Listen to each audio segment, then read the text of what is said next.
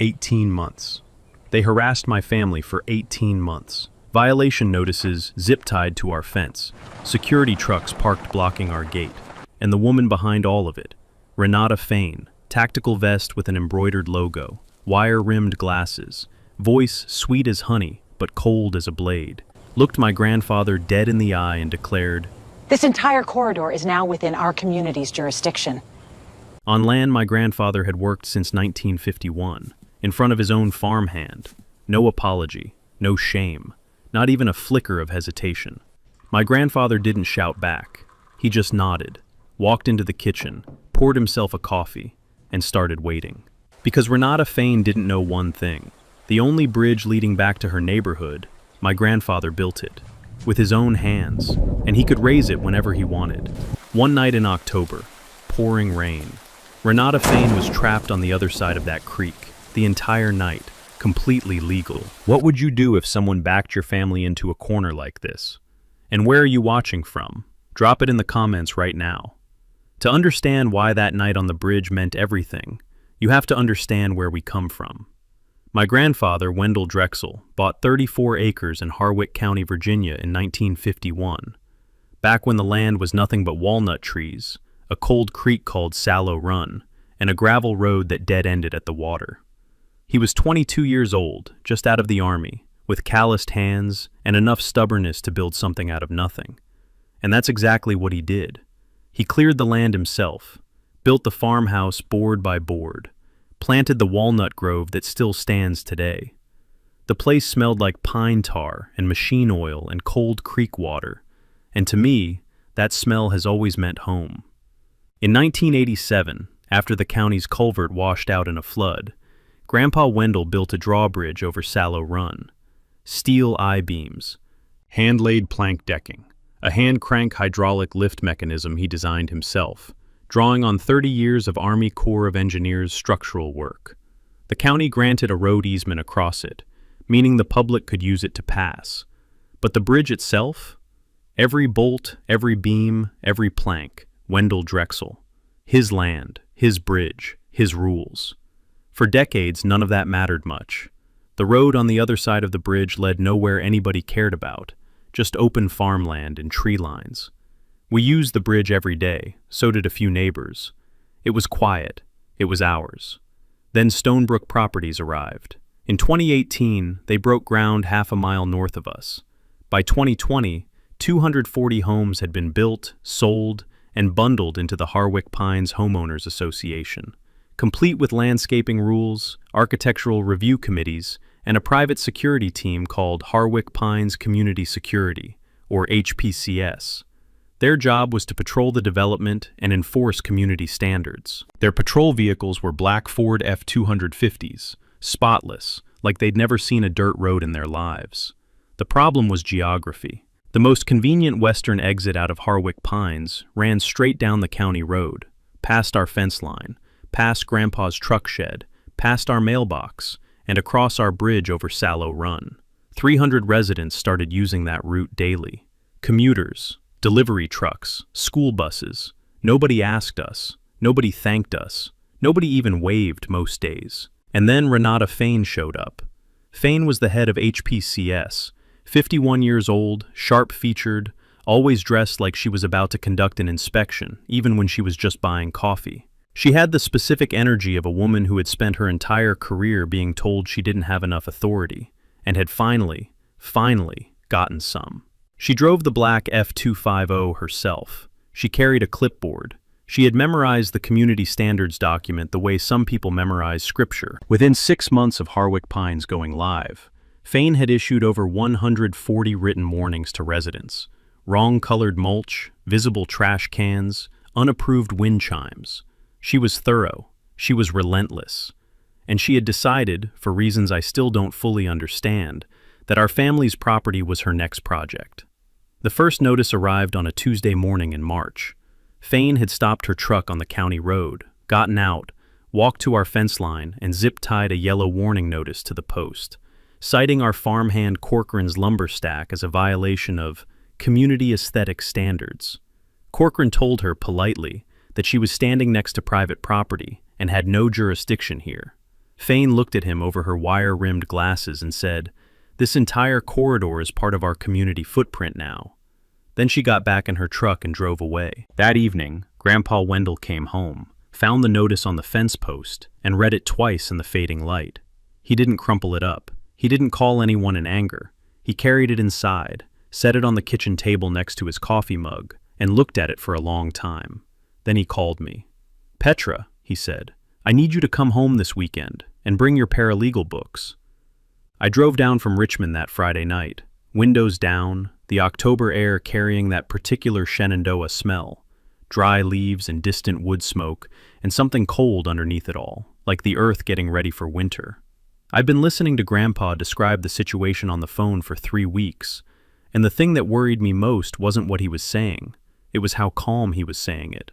By the time I arrived, the notices had multiplied. A second one had appeared, citing Grandpa's tool shed as a non-conforming structure, even though it had been standing there for 30 years, long before Harwick Pines existed on any map. A third notice complained that our 2 dogs were unrestrained within the community aesthetic zone. Our dogs were behind a fence, on our property. The community aesthetic zone was something Renata Fane had apparently invented and written in the margin of her clipboard. She had also started the drive-bys. 3 times a day, sometimes 4. Her black truck would roll slowly past our fence line, and she'd stop and photograph whatever caught her eye. The gate latch, the truck shed, the walnut trees, as if the trees themselves were in violation of something. Some mornings I could smell the diesel exhaust from the kitchen window before I even heard the engine. It had that particular biting, cold morning diesel smell that sticks to the back of your throat. I spread all 3 notices on the kitchen table under the yellowed lamp and read them carefully. The wood surface was warm and smooth under my forearms, worn down by decades of mail and coffee cups and engine parts and family decisions. Grandpa sat across from me with his hands around his mug, watching me read. "She can't enforce any of this," I said. "You're not in the HOA." "I know," he said. I looked up. "So why are you smiling?" He'd already started his counterattack 3 weeks earlier, before I even knew there was a war. The first thing he'd done was bolt a Browning Strike Force trail camera to the same fence post where Fane left her notices. Nothing fancy, just a weatherproof camera that logged every vehicle, every timestamp, every license plate that came down that county road. 18 days of footage, already saved to a hard drive in his shop. The second thing he'd done was call the Harwick County Clerk's office and request a certified copy of the original road easement, a 4-page document from 1953, typed on a manual typewriter, describing precisely what the county had the right to use and what it emphatically did not. The road surface, yes. The bridge, the banks, the adjacent land, the fence line, absolutely not. He'd filed it in a manila folder and labeled it in block letters with a marker. Fane material. The third thing he'd done was file a formal written complaint with the Harwick County Sheriff's Office, describing the pattern of harassment and citing 3 specific dates with timestamps from the trail camera footage. The deputy who took the call, a young woman named Mabry, told him she'd log it. "Log it good," Grandpa said. Then Fane escalated. She filed a counter-complaint, claiming that our fence posts were encroaching on the county road easement by 14 inches and demanding a formal land survey. In her mind, I think she believed this was genius. Force an old man to spend money, tie him up in process, make him feel the weight of bureaucracy grinding down on him. The complaint arrived via certified mail on a Thursday. Grandpa signed for it, opened it, read it twice, and then called an old Army buddy named Thad Grimshaw, who happened to be a licensed land surveyor out of Stanton. Thad drove out that Saturday. He spent 4 hours working in the cool spring air that smelled of creek water and new grass, moving his equipment along the fence line with careful precision. When he finished, his report was unambiguous. Our fence posts were not 14 inches over the easement line. They were 14 inches inside it. We owned more of the road edge than Fane had claimed. The survey cost Grandpa $600. It was about to be worth a great deal more than that, because while Thad had his equipment out, Grandpa asked him one more question, almost offhand. "While you're here, run the bridge coordinates too."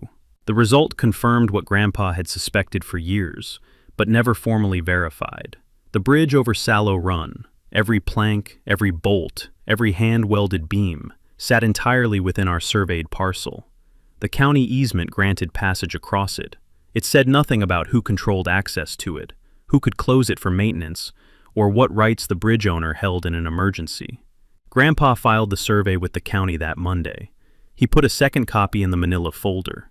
He labeled it in the same block letters, Bridge. That night he called me. I listened to everything. Then I said, "Don't do anything yet." "I'm not," he said. "I'm just reading." Legal takeaway. A road easement grants right of passage, not authority over adjacent private property, and not control of a privately owned bridge. Target, approximately 800 words. May came in hot and humid, and Renata Fain came in with it at full speed. She started working the HOA residents directly, stopping people in the parking lot, at the mailboxes, at the entrance gate, telling anyone who would listen that our property was an eyesore corridor, dragging down their home values. She suggested we had unresolved code violations. She implied we were difficult neighbors who refused to cooperate with reasonable community standards. None of it was true. All of it was the specific kind of whisper campaign that's hard to fight, because it never puts anything in writing. She also started following Corcoran. Twice that month, when Corcoran drove his old Chevy down the county road for deliveries, Fain pulled her F250 alongside him and paced him, just rolling at the same speed, staring across at him through her clean passenger window. Corcoran was 60 years old and had served 2 tours in Vietnam. He had been stared at by people considerably more frightening than Renata Fain. He told me later that he just stared back, and that after about a quarter mile, she accelerated away. He seemed almost disappointed it hadn't lasted longer. The HOA board was getting nervous.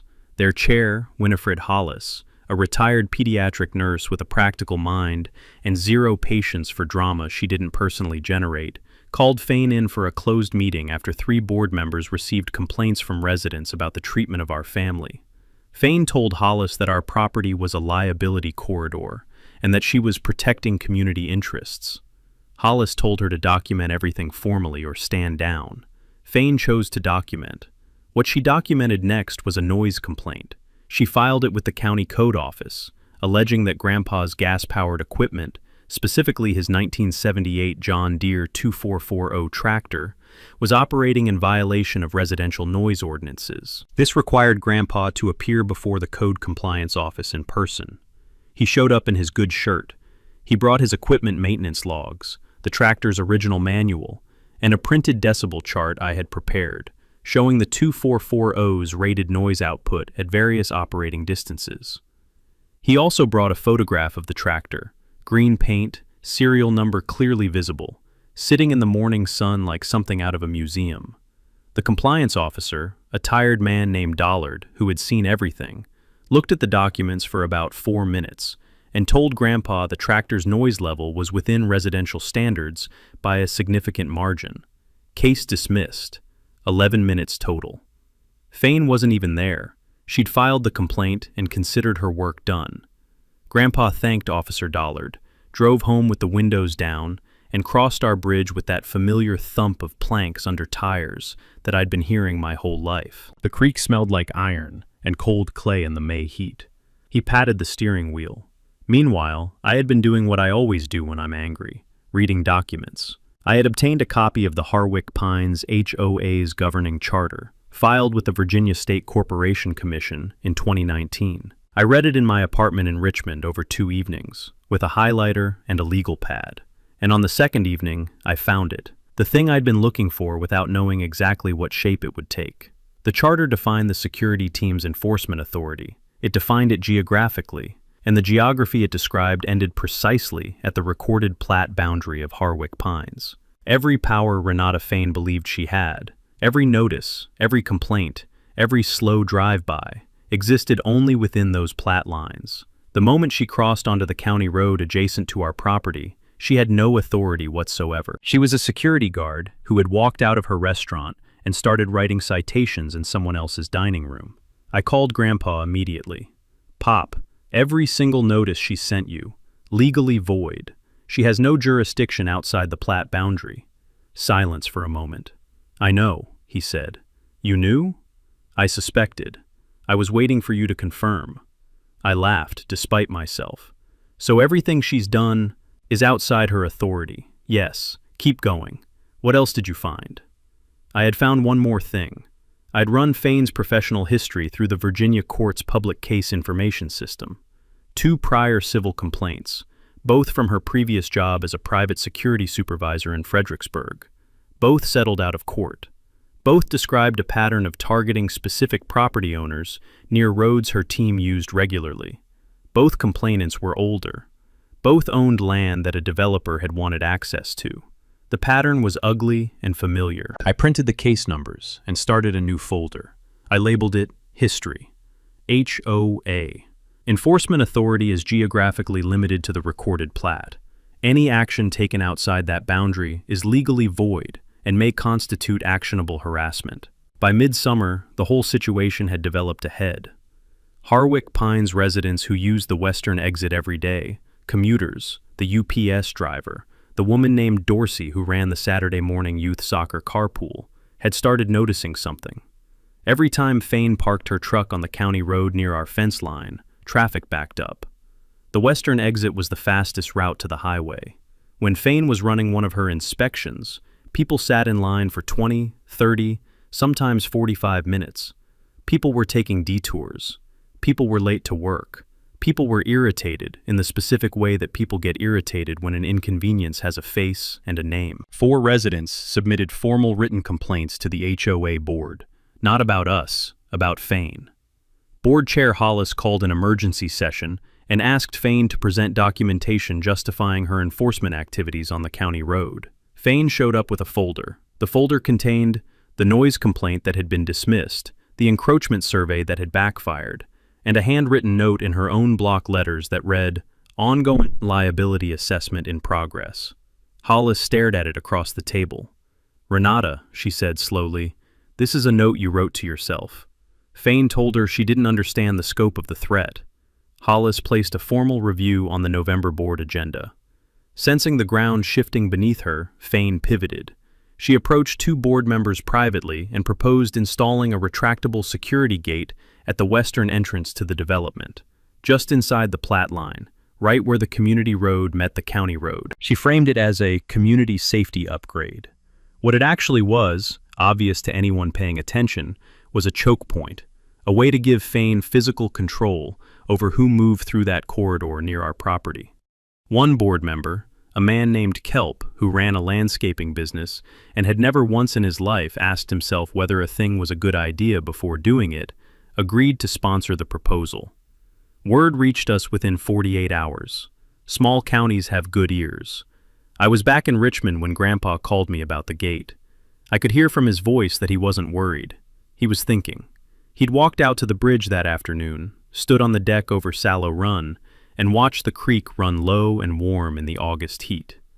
A great blue heron had been standing motionless in the shallows downstream, the way herons do, like they've been there since the beginning of time and planned to stay until the end of it. He called my mother Priscilla, his daughter, a retired Harwick County Planning Commissioner, and left her a message. She called back the next morning. She had spent the evening reading the 1953 easement document that I'd helped Grandpa obtain months earlier, really reading it this time, the way a planning commissioner reads a legal instrument. And she found the sentence that changed everything. The easement for road passage across Sallow Run Bridge was non-exclusive and conditional on the bridge remaining in operable condition, as maintained by the property owner. Maintained by the property owner. Grandpa Wendell Drexel. Us. That phrase meant that Grandpa had the legal right to take the bridge out of service for maintenance, repair, or structural inspection at any time he deemed necessary. No HOA gate could touch that. No HOA vote, no board resolution, no Renata Fane with her clipboard. The bridge ran on Drexel time. "How long could you legally keep it closed?" I asked. "The easement doesn't specify a maximum duration," Grandpa said. "Just says reasonable time for the work being performed." I was quiet for a moment. "Pop," I said slowly, "are any of the bridge's crank mechanisms currently in need of maintenance?" He looked over at the corner of his shop. The hand crank hydraulic drawbridge control mechanism, original 1987 installation, bolted to a steel frame, was sitting right where it always sat. It worked perfectly. It would also be extremely straightforward to service in a documented, legitimate way that happened to render the bridge inoperable for a specific window of time. Come to think of it, he said, yes, several components. But before I could get too excited, Mom had found one more thing. Fane's proposed gate sat within Harwick County's designated scenic corridor zone. A permanent access control structure in a scenic corridor required a special use permit from the County Planning Commission. 90-day minimum review, mandatory public comment period. My mother knew every single person on that committee. The gate was going to take a very long time to die, which meant Fane was running out of moves, and we were just getting started. Legal takeaway. Easement maintenance clauses give the property owner the right to temporarily close a private bridge for legitimate repair, and that right supersedes casual public use. In September, I took a day off work and drove to the Harwick County Records Room, a windowless basement space in the old courthouse that smelled of dust and aged paper and the specific mustiness of documents that haven't been questioned in decades. I signed in, requested the Stonebrook Properties development file, and spread a county plat map across a folding table under fluorescent light. I was there for 3 hours. What I found in the first hour changed the shape of everything. In 2017, a full year before they broke ground, Stonebrook Properties had applied to the county for an easement to use Sallow Run Bridge as a permanent secondary exit for Harwick Pines. The county had reviewed the application. The county had denied it. The denial was on record, in plain language. Stonebrook had been told that the bridge was private property and that a secondary western exit would need to use an alternate route. Stonebrook had filed a revised site plan using an eastern route instead and had moved on without ever telling their future homeowners or their security chief what the county had said. This meant that every time an HPCS vehicle used that bridge, they were using it as a member of the general public under the county road easement, not as a party with any formal relationship to it. The HOA had no claim to that bridge, no standing, no authority, nothing. The denied application was proof that they had known this since 2017 and had simply never mentioned it to anyone. I sat back in my chair and looked at the ceiling for a moment. Then I kept digging. In the second hour, I found a budget amendment buried in the HOA's 2021 charter filing documents. The HOA had quietly transferred $47,000 from its restricted capital improvement reserves to cover unexpected legal costs from a contractor dispute. Restricted reserves, under the HOA's own governing documents and under Virginia's Property Owners Association Act, could not be used for operating expenses. What they had done was not a gray area. It was a clean violation, documented, filed, publicly available in the State Corporation Commission records. This didn't give us grounds to sue them immediately, but it gave us something more useful in the short term: leverage. The HOA was financially and procedurally exposed. Any formal complaint filed with the State Corporation Commission, and filing one was straightforward, would trigger a compliance review at the exact moment they were trying to push a scenic corridor gate permit through a public comment process. Their attorney would know what that meant. Their board would know what that meant. I drove home through the Shenandoah Valley in the late afternoon, the hills burning orange and copper on either side of the highway, and I called Grandpa. I laid it out in order: the denied easement, the charter violation, the gate permit roadblock, the court history on Fane, the survey, the maintenance clause, all of it. When I finished, he was quiet for a long moment. "So, the bridge," he said. "The bridge," I confirmed.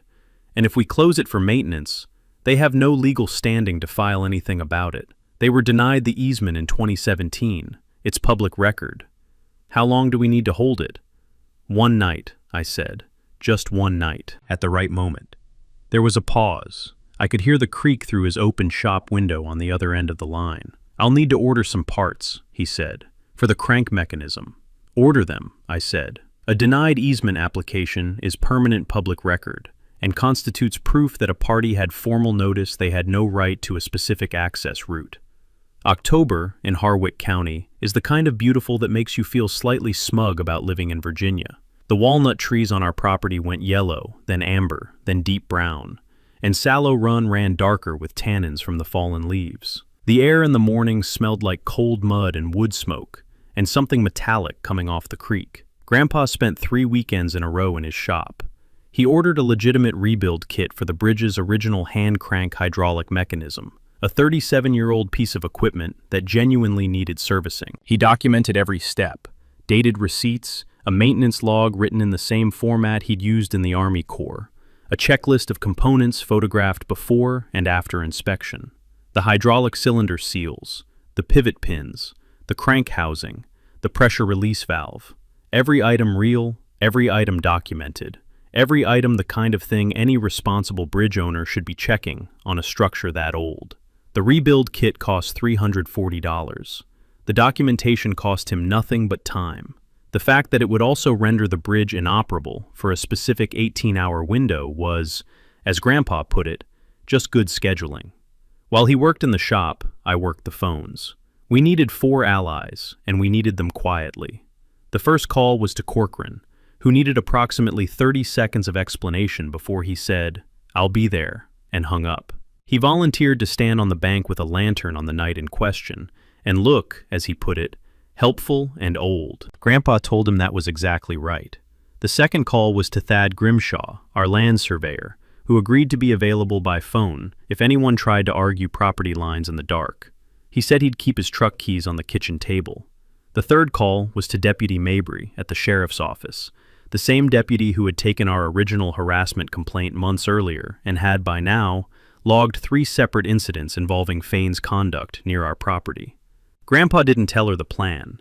He simply mentioned that he intended to close the bridge for documented maintenance on a Saturday evening in late October, and that he anticipated some noise from the HOA side of things. She told him to call if it escalated. He thanked her. She said, "Mr. Drexel, I've read your file. I think your paperwork is going to be just fine." The fourth call was my idea. Sylvie Ortega was a reporter at the Harwick County Courier, a weekly paper that had been covering HOA disputes in the county's newer developments all year. I had spoken with her briefly after her spring story ran. I called her and told her there was going to be a community update at the Drexel property on a Saturday evening in late October. I told her to bring a camera and waterproof boots. She asked what it was about. I told her, property rights, and a bridge. She said she'd be there. Now, for anyone wondering how all of this was actually legal, let me break it down plainly. Under Virginia Code Section 55.1-2820, a property owner who maintains a private bridge within a public road easement retains the right to temporarily close that structure for legitimate maintenance, provided the closure is documented and the work is real. Both conditions were fully met. The maintenance notice had to be filed with the county road department a minimum of 5 business days in advance, posted visibly at the closure point, and available for public review. Grandpa filed it on a Monday, posted the laminated notice on the bridge railing on Wednesday, and submitted copies to the county. All of it by the book. Here's where it gets elegant. Because the 2017 easement application had been denied, Harwick Pines had no formal access rights to claim. Their attorney, if he was doing his job, would know that filing for an emergency injunction to force the bridge open would require demonstrating irreparable harm to a party with a legal interest in the structure. They had no such interest. The eastern exit was open and functional. No court in Virginia was going to issue emergency relief to keep a private bridge open for an HOA that had been officially denied easement access 6 years earlier. Grandpa's attorney, a retired contract lawyer named Holbrook, who owed him a considerable favor, reviewed the entire strategy and signed off. "Wendell," he said, "I genuinely cannot find anything wrong with this." Now we needed one more thing, the right night. I watched the HOA calendar. The Harwick Pines annual fall assessment was scheduled for the last Saturday of October, the meeting at which Fane's gate proposal was up for a vote. Fane always attended. She always drove the western exit home. The weather forecast for that Saturday showed rain beginning after 9 p.m. Grandpa filed the maintenance notice on Monday for the following Saturday, 9 p.m. to noon Sunday. He posted the laminated notice on the bridge railing Wednesday morning.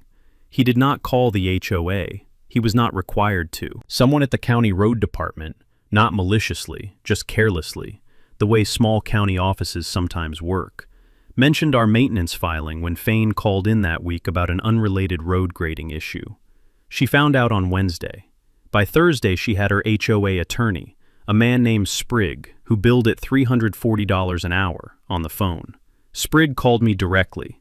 He'd apparently found my name as the paralegal contact in one of Grandpa's prior complaint filings. He was professional and clipped.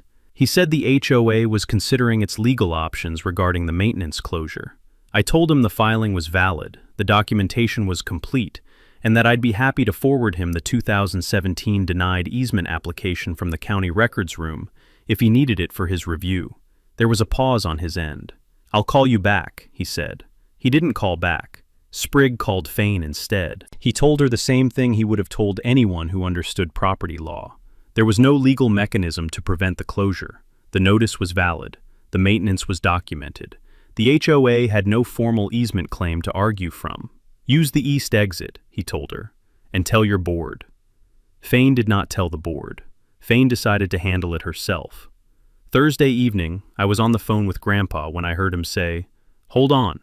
Through the phone, I could hear footsteps on gravel. He'd walked to the porch. "She's here," he said quietly.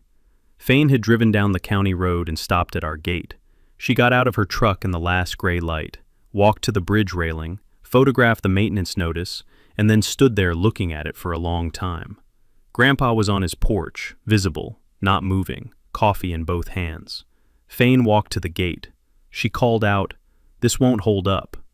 "Evening, Renata," Grandpa said. She said the HOA would be seeking legal relief. He said she was welcome to.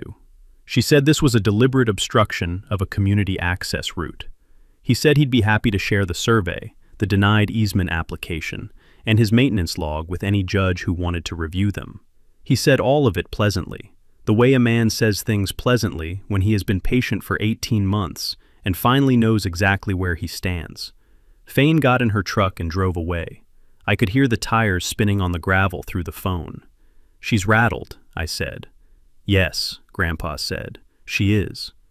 The next morning, Friday, Fane posted in the Harwick Pines community social media group. She described our maintenance closure as a hostile act by a neighboring landowner and suggested residents document any obstructions and report them to community security. She implied we had ongoing unresolved code issues. She implied spite and bad faith. She did not mention the 1953 easement. She did not mention the 2017 denial. She did not mention Sprigg's advice. The post did not go the way she intended. 3 residents responded within the hour. One had bought hay from us for 6 years. One was our neighbor's son who'd helped re-roof Grandpa's tool shed 2 summers ago. The third was Dorsey, the soccer carpool organizer, who wrote a careful, measured response, noting that she had driven past our property every single day for 3 years and had never once observed anything that could be reasonably described as a code violation, and that, for the record, Fane's own truck had been documented blocking the county road for extended periods on multiple occasions, which struck her as a more legitimate traffic concern than anything happening on our side of the fence. The comment thread grew. It did not grow in Fane's favor. Meanwhile, my mother had been doing her own quiet work. On Friday morning, she sent an email to Board Chair Winifred Hollis. The email contained 3 attachments: the Virginia Scenic Corridor permit requirements for the gate proposal, the State Corporation Commission's complaint filing procedure for HOA charter violations, and a 1-page letter from Grandpa's attorney, noting the reserve fund irregularity and indicating that his clients were monitoring the situation with continued interest. Hollis read it over her Saturday morning coffee. Then she called board member Kelp, sponsor of the gate proposal, and told him to pull it from the agenda. He said he couldn't do that.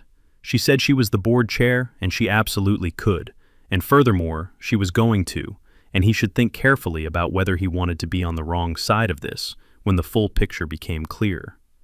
The gate proposal was tabled before the meeting even started. Fane arrived at the fall assessment already losing.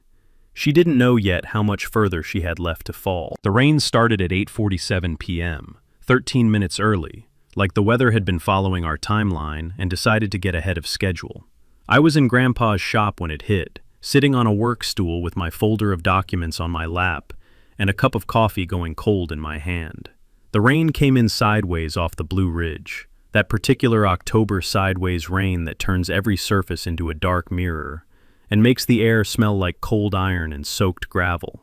It hammered the metal roof of the shop in a sustained roar, the kind of sound that makes you feel safe inside and very aware of anyone who might be outside. Grandpa was already in his maintenance gear. He had spent the afternoon doing exactly what his log described, cleaning the hydraulic cylinder seals, re-greasing the pivot pins, checking the T-handle mechanism, writing each completed step in his maintenance journal with the same unhurried precision he'd once used to document bridge inspections for the Army Corps. Every step was real. Every step was necessary. Every step was the kind of thing a responsible owner of a 37-year-old hand-crank hydraulic drawbridge should have done years ago. At 8:30 p.m., he tested the crank mechanism. It functioned perfectly. He wrote that down too. At 8:55 p.m., he pulled on his waxed canvas rain slicker, old coffee-colored, stiff with years of weather, the kind of coat that has absorbed enough rain to have opinions about it, and walked out into the dark toward the bridge. I watched him go from the shop doorway. Sallow Run was already running fast with the rain, the sound of it rising up through the bridge planks, carrying that cold creek smell, iron and wet leaves, and something older underneath, like stone that has been underwater for 100 years. Grandpa fitted the T-handle into the recessed socket on the West Bank control panel and began the sequence he'd performed dozens of times over 37 years. 6 turns counterclockwise to release the hydraulic pressure valve, then a full rotation clockwise to engage the lift cylinder. The bridge responded the way it always had, a groan of steel, a slow, dignified rise. 28 feet of deck tilting toward the dark sky as the hydraulic cylinder extended, the planks going from horizontal to a 45-degree angle over 18 feet of fast-moving creek. When it locked into position, Grandpa secured the safety pin and removed the T-handle. He stood there a moment, rain on his hat brim, creek roaring below, nothing but dark on the other side. Corcoran materialized out of the shadows with a lantern, right on time. "She's up," Grandpa said. "Yep," said Corcoran. They walked back to the shop. The lantern swung. The rain came down harder. At 9:34 p.m., headlights appeared on the other bank. Renata Fain's black F-250 came down the county road and slowed as the headlights swept across the space where the bridge deck should have been. She stopped. She sat in the truck for a moment. Then she got out into the rain, walked to the bank, and stood looking at the raised bridge with an expression I couldn't fully see from across the creek, but that Grandpa described later as a woman watching everything she thought she controlled disappear. She got back in the truck. She called Sprigg. He told her, at 9:36 p.m. on a Saturday night during a rainstorm, that there was nothing to be done, that he was going home, and that she should use the east exit. She called the county road department's after-hours line. An automated message informed her that road maintenance closures were handled during regular business hours. She called the sheriff's non-emergency line. The dispatcher told her that a bridge closure pursuant to a properly filed maintenance notice was not a law enforcement matter. Then more headlights appeared, a second car, then a third. Fain had not been the only Harwick Pines resident using the western exit that night. One of the drivers was a retired civil engineer named Borland, who got out of his car, walked to the bridge railing, read the laminated maintenance notice in the beam of his flashlight, and said, loudly, in the rain, with the particular clarity of a man who has read engineering documents his entire career, "Looks like all the paperwork's in order. Eastern exit's open." He got back in his car and turned around. Fain did not turn around. She tried to maneuver her truck in the narrow road and managed instead to slide the rear wheels into the soft, rain-soaked shoulder. She was now partially blocking the road behind the other vehicles. In my grandfather's shop, my phone lit up with a text from Sylvia Ortega. "On my way, 2 minutes out." I texted back. "Main gate's open. Park by the shop." I looked at Grandpa. He was pouring coffee. The rain applauded the metal roof. "She's going to be out there a while," I said. "Yes," he said. "She is." He handed me a cup. Cream's on the bench. By 10:15 p.m., the scene on the county road had reached the kind of specific, rain-soaked absurdity that you couldn't have written if you'd tried. Fain's black F-250 was sitting sideways in the soft shoulder, rear wheels sunk into the mud at the worst possible angle. The 2 HOA residents who'd been blocked behind her had given up trying to turn around in the narrow road and were sitting in their cars with their hazard lights blinking. Little orange pulses in the dark and the rain, steady as a heartbeat. A fourth vehicle had arrived, seen the situation, and simply parked. 5 adults, 4 vehicles, 1 raised bridge, 1 October rainstorm. Sylvie Ortega had come in from the east on our farm track access, and was standing on our bank with a weather-resistant camera and the composed, slightly lit-up expression of a journalist watching a story arrange itself in front of her. The raised bridge deck rose against the dark sky at a clean 45 degrees, the maintenance notice on the railing fully visible, the creek loud and silver-black below. She was shooting steadily. The images were going to be very good. I stood next to Grandpa on the bank. We could hear Fane's voice across the water. Sharp, clipped. The voice of someone accustomed to being listened to, who is discovering that accustomedness has its limits. She walked to the water's edge on her side and called across. "Lower this bridge right now." Grandpa put his hands in his jacket pockets. "It's under maintenance." "Lower it. I am not asking." "I can't do that. The hydraulic seals need to cure overnight. It's in the log." "This is illegal. This is deliberate obstruction, and I will have you arrested."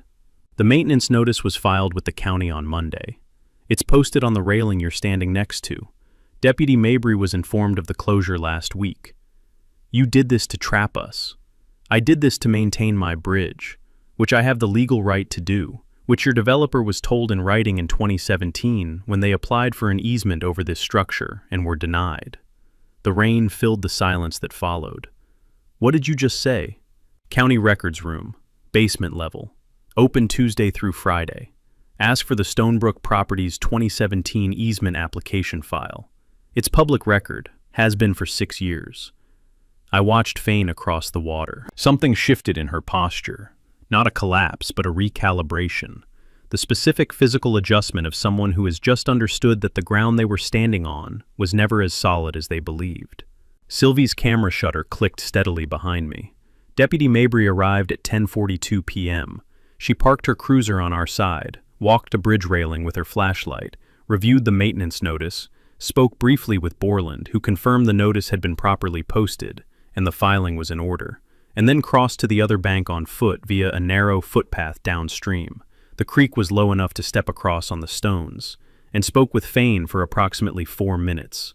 The conversation was quiet.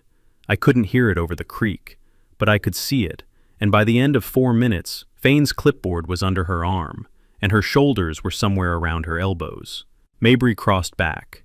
She walked to Grandpa and told him everything was in order. He thanked her and offered coffee. She declined, but said, "Mr. Drexel, for what it's worth, your documentation is excellent." He said he'd had good training. She called a courtesy tow for Fane's stuck truck and drove away. Fane spent the rest of the night in her vehicle. Her 2 colleagues eventually found the eastern exit and went home. The other stranded residents did the same once the road cleared behind them.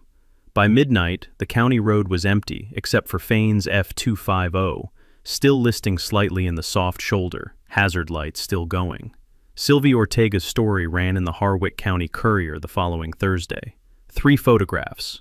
The raised bridge deck against the dark sky, the maintenance notice sharp and legible in the flash, and Fane's black truck in the shoulder, with its hazard lights still blinking at some point past midnight. The headline read, "Sallow Run Bridge Closure Exposes Limits of HOA Security Authority."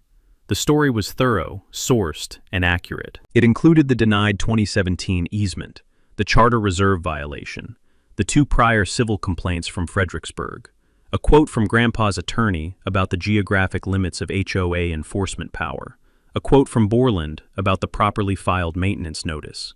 The state HOA news aggregator picked it up within 48 hours.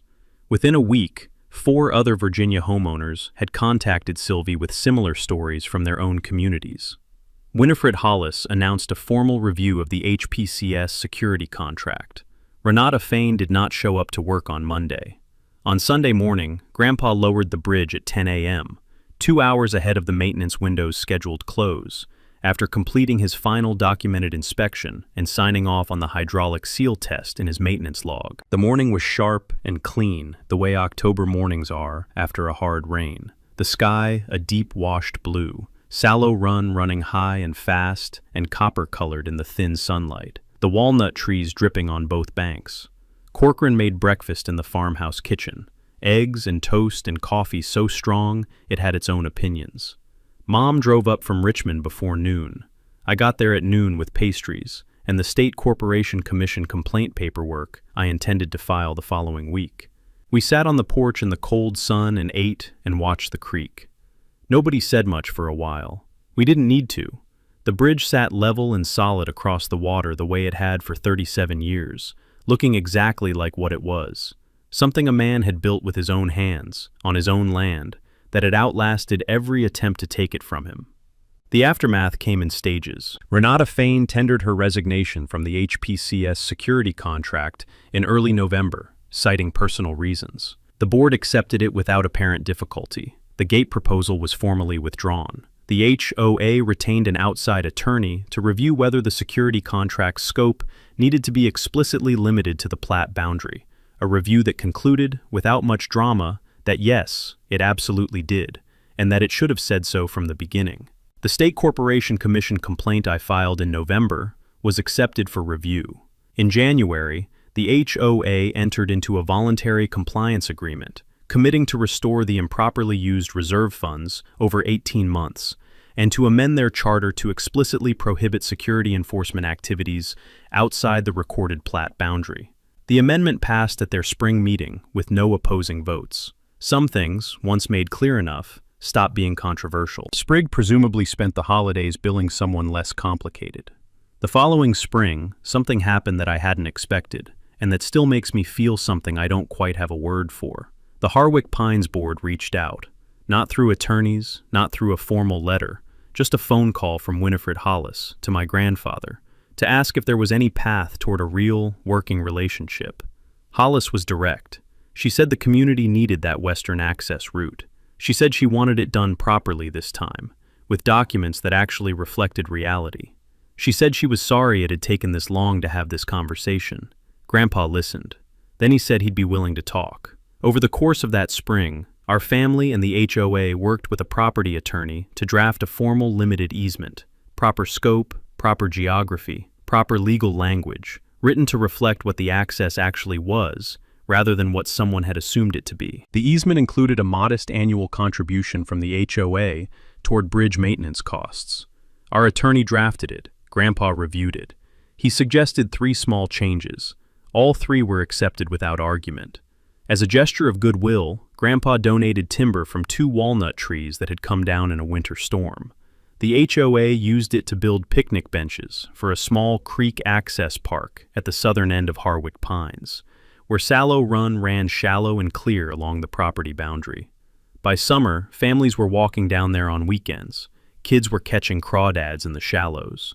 The creek smelled like warm mud and cold stone, the same way it always had, the same way it had when Grandpa first walked this land as a 22-year-old with calloused hands and something to build. In the fall, Grandpa and I established the Drexel Property Rights Education Fund, a scholarship administered through Harwick County Community College for students pursuing paralegal studies or community planning, with a focus on rural property law. The first recipient was a young woman from the western end of the county who had grown up watching her parents fight a nearly identical dispute with a developer. The scholarship was $2,000 a year. We announced it at a county planning commission meeting, the same room where my mother had once served as commissioner, the same room where county documents got filed and forgotten in basements until someone like me came looking for them. Grandpa spoke for about 3 minutes. He was wearing his good shirt. He had his coffee. "The best thing I can tell anyone going through something like this," he said, "is to read the documents. All of them. The old ones especially. The ones nobody's looked at in 50 years, sitting in the basement of the courthouse. The people who wrote those documents were careful. They were fair. They knew things would get complicated eventually. They just didn't know when or how. So they wrote it down clearly and left it there for you to find. Go find it." So that's what happened when Dolores sent sick people to the wrong gate. Not a fine, not an injunction. A frozen HOA, a voided amendment, and a judge who reads Section 14C out loud in a packed courtroom. Here's the thing nobody talks about with an HOA dispute. Most people lose not because they are wrong, but because they never read the original documents. Randall didn't win because he hired the most expensive lawyer in Texas. He won because he pulled a 15-year-old CCR filing from the county's clerk's website, read it carefully, and found it one paragraph that the HOA itself had forgotten existed. The law was always on his side. He just had to go find it. That's not luck, that's preparation. If you ever gotten a letter with a fine, a lien notice, or a threat from an HOA board, before you pay a single dollar, before you write a single word back, go pull your original CCNRs from the county's recorder's office, not the summary they mailed you, the actual recorded document. You might find your own Section 14C. Drop it in the comments. Have you ever pushed back on an HOA and won? Or did you pay just to make it go away? If the story hit close to home, share it with someone who needs to hear it. And subscribe, because next week we got another story that's just as good. The gate's always open here.